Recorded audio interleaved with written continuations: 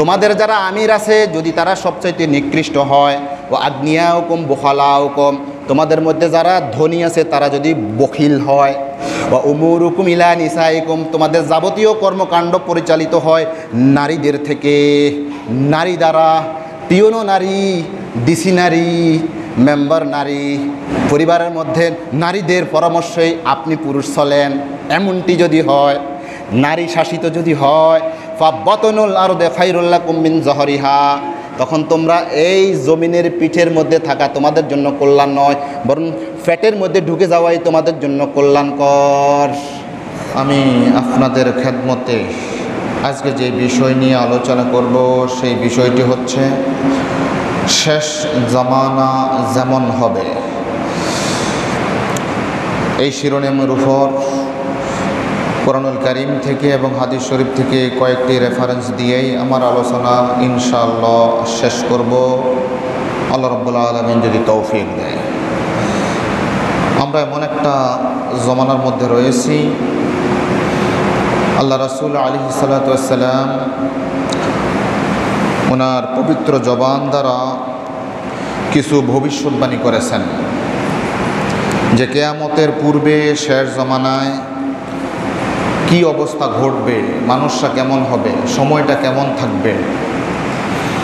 আল্লাহ রাসূল এমনভাবে কিছু ভবিষ্যৎবাণী করেছেন যার অধিকাংশ ভবিষ্যৎবাণী আমরা বর্তমান সময়ে অত্যন্ত দুঃখজনকভাবে লক্ষ্য করছি। আল্লাহ রাসূল আলাইহিস সালাতু ওয়াস সালাম কোনো কথা নিজ থেকে বলতেন না, আল্লাহ রাব্বুল আলামিনের ইশারা ইঙ্গিত ছাড়া, ওহী ছাড়া। এই পৃথিবী আল্লাহ রাব্বুল আলামিন সৃষ্টি করেছেন, এই পৃথিবীটা কখন ধ্বংস করে দিবেন, জামানাটার শেষ জামানা কেমন হবে, আল্লাহ তাআলা তার রাসূলকে বলে দিয়েছেন বলেই আল্লাহ রাসূল সেগুলো ভবিষ্যৎবাণী করতে পেরেছেন। তো আল্লাহ রাসূল আলাইহিস সালাতু ওয়াস সালাম শেষ জামানার অনেকগুলো চিত্র অঙ্কন করে গিয়েছেন আরও প্রায় 1450 বছর আগে। 1450 বছর আগের সেই কথাগুলো বর্তমান সময়ের সাথে আমরা মিলিয়ে দেখব। আপনি যদি আসলে চিন্তাশীল কোনো ব্যক্তি হন তাহলে দেখবেন যে আল্লাহর রাসূলের কথাটা হুবহু মিলে যাচ্ছে। আমাদের মনে হবে যে আল্লাহ রাসূল মনে হয় এই জামানাটা দেখে দেখেই এই হাদিসগুলো বলেছেন, অথচ এই পরিস্থিতি সেই সময়ের মধ্যে ছিল না। আপনার কাছে মনে হবে এই হাদিসগুলো দ্বারা, আমি কয়েকটি আপনাদের খেদমতে উল্লেখ করব, আপনি মনে করবেন যে এই হাদিসগুলো মনে হয় আল্লাহ রাসূল এই শেষ জামানা দেখে দেখে এগুলো বলে গিয়েছেন। আল্লাহ রাসূল আলাইহিস সালাতু ওয়াস সালাম একটি হাদিসের মধ্যে বলছেন যে শেষ জামানার মধ্যে বৃষ্টির ফোঁটা যেমন পড়ে, এই যে এখন বৃষ্টি হচ্ছে, সকাল থেকে হয়েছে, এই বৃষ্টির ফোঁটাগুলো কে গুনতে পেরেছেন? গোনা যাবে? আকাশ থেকে যেভাবে টপ টপ টপ টপ করে পড়তেছে, গোনা সম্ভব না। আল্লাহ রাসূল বলেছেন যে বৃষ্টির ফোঁটা যেমনিভাবে পড়ে ঠিক তেমনিভাবে শেষ জামানার মধ্যে ফিতনা বর্ষণ হবে। ফিতনা বিশৃঙ্খলা বর্ষণ হবে। যেমনটি আল্লাহ রাসূল আলাইহিস সালাতু ওয়াস সালাম বলছেন, ক্বালা আশরাফান নাবিয়্যু সাল্লাল্লাহু আলাইহি ওয়াসাল্লাম আলা উতুমিন মিন ইতামিল মাদিনা। হাদিসটি হযরত উসামা ইবনে যায়েদ থেকে বর্ণিত। তিনি বলেন, একদিন আল্লাহ রাসূল আলাইহিস সালাতু ওয়াস সালাম মদিনার কিছু টিলার উপরে উঠলেন। টিলাসমূহের মধ্যে একটা টিলার মধ্যে উঠলেন। টিলা তো আমরা চিনি, টিলা একটু পাহাড়ের মতো উঁচু, টিলার মধ্যে উঠলেন। ফাকালা হাল তারাউনা মা আরা, আল্লাহ রাসূল বলছেন সাহাবায়ে কেরামকে উদ্দেশ্য করে, আচ্ছা আমি যা দেখছি তোমরা কি সেটা দেখতে পাচ্ছ? তখন সাহাবায়ে কেরাম বললেন, ক্বালু লা ইয়া রাসূলুল্লাহ, কই আমরা তো কিছু দেখতে পাচ্ছি না, আপনি কি দেখতে পাচ্ছেন? আমরা তো সেটা বলতে পারবো না। ক্বালা ফাইন্নী আরাল ফিতানা তাকাউ খিলালা বুয়ুতিকুম কাওয়াকাল কতর। তিনি বলছেন যে আমি দেখতে পাচ্ছি তোমাদের বাড়ির উপরে, তোমাদের ঘরসমূহের উপরে আকাশ থেকে এমনভাবে ফিতনা পড়তেছে যে যেমনিভাবে বৃষ্টির ফোঁটা পড়ে, সুবহানাল্লাহ। তাহলে বর্তমান সময়ের সাথে আপনি এই হাদিসটাকে মিলান, দেখবেন যে বর্তমান সময়ে চতুর্দিক থেকে সকল পর্যায়ে এমন বিশৃঙ্খলা, এমন ফিতনা ফাসাদ, যেমন নাকি বৃষ্টির ফোঁটার মতো আকাশ থেকে পড়তেছে।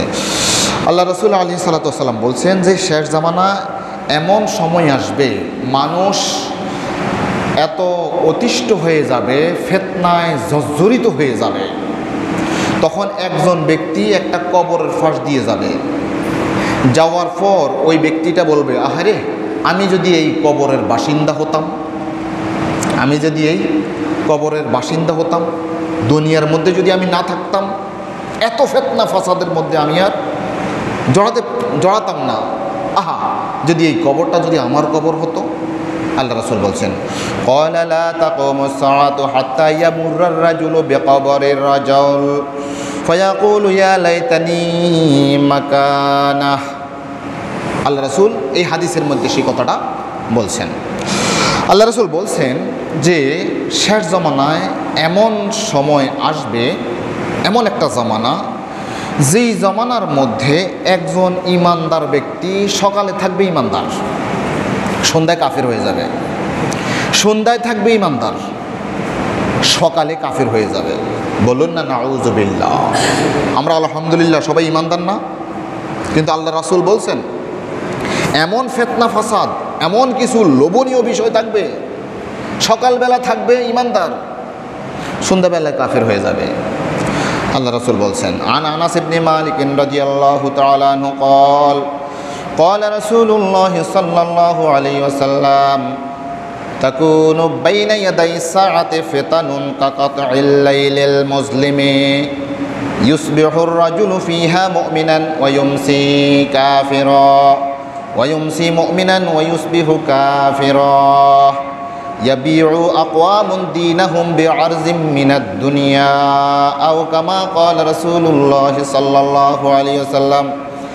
আল্লাহ রাসূল আলাইহিস সালাতু ওয়াস সালাম ইরশাদ ফরমাচ্ছেন যে কিয়ামতের পূর্বক্ষণে এমন একটা সময় আসবে, যেমন নাকি এমনভাবে ফিতনা পড়বে, যেমন কাকাতাইল লাইলিল মুজলিমি, রাতের অন্ধকারে বৃষ্টি যেমনভাবে পড়ে, রাতের অন্ধকারে বৃষ্টি যেমনভাবে পড়ে ঠিক এমনভাবে ফিতনা পড়বে। ইউসবিহুর রাজুলু ফিহা মুমিনান, সেই সময়ের মধ্যে একজন ইমানদার সকালে ইমানদার থাকবে, ওয়ায়ুমসি কাফিরা, এবং সন্ধ্যাবেলায় সে কাফেরে পরিণত হয়ে যাবে। ওয়ায়ুসবিহু কাফিরান ওয়ায়ুমসি মুমিনান ওয়ায়ুসবিহু কাফিরা, আর সন্ধ্যাবেলায় থাকবে ইমানদার, সকালবেলায় সে কাফের হয়ে যাবে।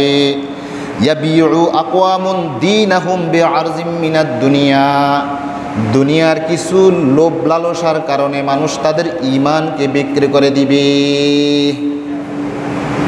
দুনিয়ার কিছু ফায়দা পাওয়ার জন্য তাদের ঈমান বিক্রি করে দিবে। একটা চায়ের বিনিময়ে আমরা ভোট বিক্রি করে ফেলি, বুঝেন না? হ্যাঁ, ধরুন একজন ইমানদার ব্যক্তি ভোটের মধ্যে দাঁড়িয়েছে, আরেকজন বেঈমান দাঁড়িয়েছে। তো আপনি ইমানদারের পক্ষে ছিলেন, কিন্তু এক কাপ চা খাওয়াই দিয়েছে, 50টা টাকা দিয়েছে, 100টা টাকা দিয়েছে। আপনি আর সেই ইমানদারের পার্টি নেই, বেঈমানের পার্টিতে চলে গেছেন। ঠিকঠাক মতো আরেকজনকেই ভোট দিয়েছেন, যাদের ঈমান নাই, আমল নাই, নামাজ নাই, রোজা নাই। দেখলেন, আপনি আসিলেন ঈমানদার, হয়ে গেছেন কাফের। এই জাতীয় অনেকগুলো ব্যাখ্যা দেওয়া যায়, একটা ব্যাখ্যা দিলাম। তাহলে আল্লাহ রাসূল আলাইহিস সালাতু ওয়াস সালাম বলছেন যে ইয়াবিউ দীনাহু বিআরজিম মিনাদ দুনিয়া, তার দ্বীনকে, ধর্মকে, ঈমানকে, ইসলামকে দুনিয়ার হালকা একটু ফায়দা পাওয়ার কারণে সে বিক্রি করে ফেলবে। আল্লাহ রাসূল আরেকটা হাদিসের মধ্যে বলছেন যে শেষ জামানাটা এমন হবে যে কোনো একজন ব্যক্তি যদি হাতের মধ্যে জ্বলন্ত অঙ্গার, জ্বলন্ত কয়লা রাখতে যেভাবে কঠিন মনে হবে, আমরা কি পারবো কেউ? এই যে কয়লা আছে না, হাতের মধ্যে কয়লা ধরে রাখতে পারবেন? কতক্ষণ পারবেন? পারবেন না, সম্ভব হবে না। আমি তো 2 সেকেন্ডও পারবো না, 1 সেকেন্ডও পারবো না। পারবেন? পারবেন না। তা আল্লাহ রাসূল বলছেন শেষ জামানায় ঈমান রক্ষা করা এমন কঠিন হবে, যেমন নাকি একজন ব্যক্তি হাতের তালুর মধ্যে কি দিল? জ্বলন্ত অঙ্গার দিল, কয়লা দিল, জ্বলন্ত কয়লা দিল, যেটা এত কঠিন হবে তো ইমানের উপরও টিকে থাকাটা এত কঠিন হবে। আল্লাহ রাসূল বলছেন ইন্না মিন ওয়ারাইকুম আইয়ামাস সাবরি। আল্লাহ রাসূল সাহাবায়ে কেরামকে উদ্দেশ্য করে বলছেন, এই তোমাদের পরবর্তীতে এমন একটা সময় আসতেছে, আইয়ামুস সবর, সেটা হচ্ছে ধৈর্যের সময়। আইয়ামুস সবর, শুধু সবর সবর সবরের সময় আসতেছে, ধৈর্য ধরার সময় আসতেছে।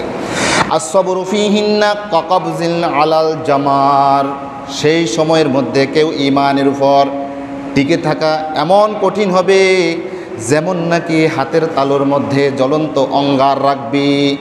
লিল আমিলি ফীহিন্না আজরু 50। আল্লাহ রাসূল বলছেন সেই সময়ের মধ্যে ঈমানের উপর টিকে থাকাটা 50 জন ব্যক্তির ঈমানের মতো আমলের মতো সে সওয়াব পাবে। এবার আমাদেরকে একটু খুশখবরে দিচ্ছেন, আমরা তো শেষ সময়ের মধ্যে এসেছি, আমরা যদি দ্বীনের উপর টিকে থাকি তাহলে 50 জন ব্যক্তির ঈমান এবং আমলের যেই দাম, এই আখেরি জামানার মধ্যে ঈমানের উপর টিকে থাকা, যেই সময়ের মধ্যে হাতের মধ্যে জ্বলন্ত অঙ্গার রাখার মতো কঠিন হবে ঈমান রাখা, তাহলে এই টাইমের মধ্যে যদি কেউ ঈমানের উপর টিকে থাকে তাহলে 50 জন ব্যক্তির ঈমান এবং আমলের সওয়াব তাকে আল্লাহ রাব্বুল আলামিন দিবেন। তো আল্লাহ রাসূল বললেন শুধু 50। সাহাবায়ে কেরাম আরেকটু ব্যাখ্যা করে বলছেন, ইয়া রাসূলুল্লাহ, ক্বালু ইয়া রাসূলুল্লাহ আজরু 50 মিনহুম আও 50 মিন্না। ইয়া রাসূলুল্লাহ, আপনি যে বললেন যে 50 জন ব্যক্তির আমলের মতো সওয়াব পাবে, সেটা কি ওই সময়ের মানুষের 50 জন নাকি আমাদের সময়ের মতো 50 জন? মানে আমরা যারা সাহাবায়ে কেরাম আছি আমাদের তো মর্যাদা অনেক বেশি, তো আমাদের মতোগুলো নাকি তাদের মতো? আল্লাহ রাসূল কি বলছেন, এটা আমাদের জন্য খুশখবরি। ক্বালা 50 মিনকুম, শোনো আমার সাহাবায়ে কেরাম, তোমরা এই সময়ের মধ্যে তোমাদের নবী তোমাদের মাঝে আছে, এই জন্য তোমরা ঈমানের মধ্যে রয়েছো। এমন একটা সময় আসবে যখন তো নবী থাকবে না, নবী থাকবে না। আরে শোনো সাহাবায়ে কেরাম, ওই সময়ের 50 জন নয়, তোমাদের মতো 50 জনের সওয়াব ওই সময়ের লোকরা যদি শুধু দ্বীনের উপর কায়েম থাকে, টিকে থাকে, ঈমানের উপর আমলের উপর টিকে থাকে, তাহলে তোমরা সাহাবায়ে কেরামের মতো 50 জন মানুষের সমান তাদের সওয়াব হবে। বলুন না সুবহানাল্লাহ। আরও কতগুলো তথ্য ছিল, আমি এখন সেটা আমার সময় বলছে নেমে যান হুজুর। সর্বশেষ একটা হাদিস বলেই আমার আলোচনা শেষ করব। আল্লাহ রাসূল আলাইহিস সালাতু ওয়াস সালাম বলছেন, ক্বাল রাসূলুল্লাহ সাল্লাল্লাহু আলাইহি ওয়াসাল্লাম ইযা কানা উমারাকুম খিয়ারুকুম ওয়া আবনিয়াকুম সুমাহাউকুম ওয়া উমুরুকুম শুরা বাইনাকুম ফাযহারুল আরদি খায়রুল লাকুম মিন বাতনিহা। আমরা এখন জীবিত আছি, জীবিত থাকাটা কল্যাণকর নাকি মরে যাওয়া কল্যাণকর, এটাও আল্লাহ রাসূলের নির্দেশনা লাগবে। আমরা এখন জীবিত আছি, এই জীবিত থাকাটা কি কল্যাণকর নাকি অকল্যাণকর? তিনটা তিনি আলামত দিয়েছেন। এই তিনটা আলামত একটা পজিটিভটা যদি থাকে তাহলে তোমাদের জীবিত থাকাটা ভালো, তোমাদের জমিনের মধ্যে যাওয়ার চাইতে উপরে থাকা ভালো। আর তিনটা জিনিস আল্লাহ রাসূল বলছেন, ওই তিনটা যদি নেগেটিভ হয় তাহলে তোমরা এই জমিনের উপর না থাকার চাইতে জমিনের ভিতরে চলে যাওয়া, মৃত্যুবরণ করা তোমাদের জন্য শ্রেয়। আল্লাহ রাসূল বলছেন কি, যে ইজা কানা উমারাকুম খিয়ারুকুম, এক নম্বর হচ্ছে তোমাদের মধ্যে যারা আমির থাকবে, বাদশা থাকবে, দায়িত্বশীলরা থাকবে, যদি হয় খিয়ারুকুম, তোমাদের মধ্যে সবচাইতে ভালো যারা, তারাই তোমাদেরকে পরিচালিত করে। খুব খেয়াল করেন, এক নম্বর কি, ইজা কানা উমারাকুম, উমারা মানে আমির, আমির উমার আমরা বলি না, ইজা কানা উমারাকুম খিয়ারুকুম, যদি তোমাদের মধ্যে যারা আমির আছে, আমির যদি তোমরা যারা আছো এদের মধ্যে সর্বশ্রেষ্ঠ জনই আমির, যদি এমনটি হয়। ও আগ্নিয়াকুম সুমাহাকুম, তোমাদের মধ্যে যারা ধনী আছে এরা যদি দানশীল হয়, ওয়া উমুরুকুম শুরা বাইনাকুম, তোমাদের যাবতীয় কর্মকাণ্ড পরিচালিত হয় পুরুষ কেন্দ্রিক, পুরুষ শাসিত, পুরুষদের সাথেই পরামর্শ ভিত্তিক, এমনটি যদি হয়, একবারে সকল কর্মকাণ্ডে শুধু পুরুষদের দৌরাত্ম্য থাকবে, পুরুষরাই বলবে, পুরুষরাই পরামর্শ দিবে, পুরুষদের সিদ্ধান্তই কার্যকর হবে যেই সমাজের মধ্যে, যে দেশের মধ্যে, তাহলে এই তিনটা যদি ঠিক থাকে তাহলে ফা জহরুল আরদে খায়রুল লাকুম মিন বাতনিহা, তাহলে তোমাদের জন্য এই ভিতর মাটির ফ্যাটের চাইতে মাটির ফিটটা তোমাদের জন্য উত্তম, মানে বেঁচে থাকা তোমাদের জন্য উত্তম, বেঁচে থাকা তোমাদের জন্য উত্তম। আর এটার বিপরীত যদি হয়, ওয়াইদা কানা উমারাকুম শিরারুকুম, আর যদি তোমাদের মধ্যে যারা আমির তারা যদি তোমাদের মধ্যে সবচাইতে যারা নিকৃষ্ট তারা যদি হয়, তোমাদের পরিচালক তোমাদের দায়িত্বশীল ওই চেয়ারের মধ্যে বসে আছে, আমি শুধু অনুবাদ করছি হাদিসটার, ওয়াইদা কানা উমারাকুম শিরারুকুম, তোমাদের যারা আমির আছে যদি তারা সবচাইতে নিকৃষ্ট হয়, ও আগ্নিয়াকুম বুখালাকুম, তোমাদের মধ্যে যারা ধনী আছে তারা যদি বখিল হয়, বখিল হয়, বা উমুরুকুম ইলা নিসাইকুম, তোমাদের যাবতীয় কর্মকাণ্ড পরিচালিত হয় নারীদের থেকে, নারী দ্বারা, পিওনো নারী, ডিসি নারী, মেম্বার নারী, পরিবারের মধ্যে নারীদের পরামর্শেই আপনি পুরুষ চলেন, এমনটি যদি হয়, নারী শাসিত যদি হয়, ফাবতনুল আরদে খায়রুল লাকুম মিন জহরিহা, তখন তোমরা এই জমিনের পিঠের মধ্যে থাকা তোমাদের জন্য কল্যাণ নয়, বরং ফ্যাটের মধ্যে ঢুকে যাওয়াই তোমাদের জন্য কল্যাণকর। আর ব্যাখ্যা করব না, কেননা আমার সময় শেষ। আপনি যদি এই হাদিসটাকে যদি একটু সামনে রাখেন, আমাদের প্রতিটি সেক্টরের মধ্যে কারা এখন নেতৃত্ব দিচ্ছে? মহিলারা। আপনি যান টিউনো অফিসে, টিউনো সাহেব কি, আমাকে মাফ করবেন, এটা বলছি আমি শুধুমাত্র হাদিসটার অনুবাদ করছি, কিন্তু ঘটনাচক্র যদি কোনোটা মিলে যায় সেটা আমার নয়, বরং আল্লাহ রাসূল 1450 বছর আগে বলেছেন এমনটি ঘটবে। আর যদি এমনটি ঘটে তাহলে কিছুদিন পরেই তুমি অপেক্ষা করো কিয়ামতের। এটা হচ্ছে আখেরি জামানার আলামত। তোমার মেম্বার হবে, দেখেন একজন মেম্বার কতটুকু, 3 জন মেম্বারের সমান একজন মেম্বার, ঠিক নয়? 3 ওয়ার্ডের ওনার পাওয়ার, 3 জন মেম্বারের যে ক্ষমতা একজন মহিলা সেই ক্ষমতা দিয়ে রাখছেন। দেখেন কি, আমি কি বাড়ি বলছি? ও আপনারা মনে হচ্ছে বেহেশতের মধ্যে আছেন, দুনিয়ার কোনো খবর নাই না? দেখেন আপনি কোথায় যাবেন, কোন জায়গায় যাবেন? আপনি স্কুল কলেজে যাবেন, আচ্ছা স্কুল কলেজ বাদ দেন, স্কুল কলেজ তো আপনারা বলছেন যে সেখানে দিন নাই, তো মাদ্রাসার মধ্যে আপনারা মনে করছেন যে মনে হয় দিন ইসলাম আছে, সেখানে যাইয়ে দেখেন এখন নারীদের দৌরাত্ম্য, এমন এমন নারীরা এসছে তারা তো পর্দা করে না, আমরাও অনেক সময় বাধ্য হইয়া অবাধ্য হইয়া, এটা রাষ্ট্রীয় জাতাকলের মধ্যে আমরা বাধ্যত, আমরা দ্বারতলের মাছ, দ্বারতলের মাছ হচ্ছে এইভাবে। তো এটা যখন হয়ে যাবে তখন কি আমরা একটু কিয়ামতের অপেক্ষা করতে থাকবো আর কি। নাউযু বিল্লাহি মিন যালিক। আল্লাহ রাব্বুল আলামিন আমাদেরকে এই ছোট্ট কয়েকটি কথা থেকে উপকৃত হওয়ার তৌফিক দান করুন, আমিন। আসসালামু আলাইকুম ওয়া রাহমাতুল্লাহি ওয়া বারাকাতুহু।